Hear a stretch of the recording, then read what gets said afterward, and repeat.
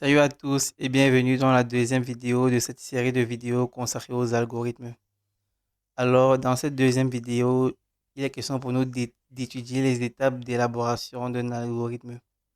Alors, comment penser à un algorithmique? Comment penser à réaliser les algorithmes? Ok. Déjà, pour réaliser un algorithme, il faut suivre six étapes principales. Les étapes de réalisation d'un algorithme. Il faut prendre connaissance du problème, premièrement, énoncer le principe de la solution. Ensuite, estimer l'ordre de grandeur de la complexité, puis valider le principe, écrire l'algorithme et enfin le tester. Ce sont là les six étapes pour réaliser un algorithme. Ok. Prendre connaissance du problème. Il s'agit ici de se dire, en fait, qu'est-ce que je veux résoudre? Un peu comme dans la première vidéo de la série où on parlait de la réalisation d'un gâteau. Le problème était clairement de vouloir faire un gâteau, de vouloir concevoir un gâteau. Face au problème, alors, tu énonces un principe, une solution. Face au problème, tu énonces un principe, une solution de résolution, qui était dans notre seconde vidéo, les étapes en fait de réalisation d'un gâteau, en fait, qui était en fait la recette de réalisation du gâteau en question. Puis, il faut estimer la complexité du problème. Estimer la complexité du problème. Si on reste, la complexité déjà est une notion informatique qui sert à quantifier en fait les ressources nécessaires à à la résolution d'un problème algorithmique. C'est une notion très importante et très intéressante qui aura sa vidéo à part car elle sera longue, car la complexité est une notion captivante et intéressante et complexe.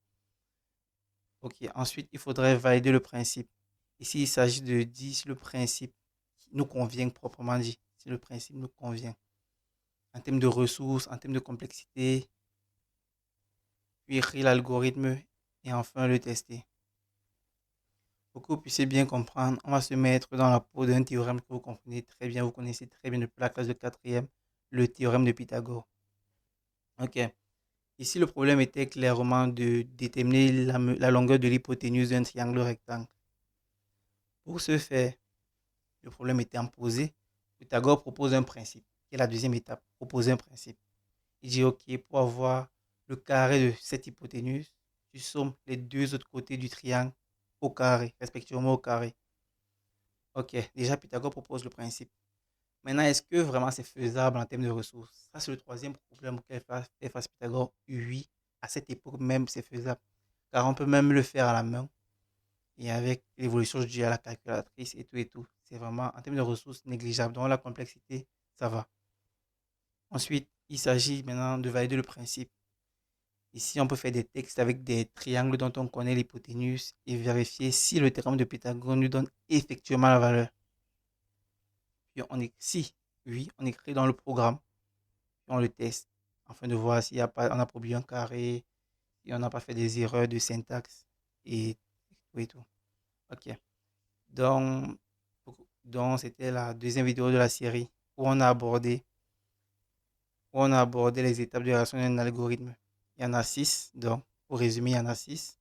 Prendre connaissance du problème, proposer un principe, évaluer la complexité. Si elle est bonne, déjà, c'est si elle est bonne que tu valides le principe, tu écris l'algorithme, puis tu le testes.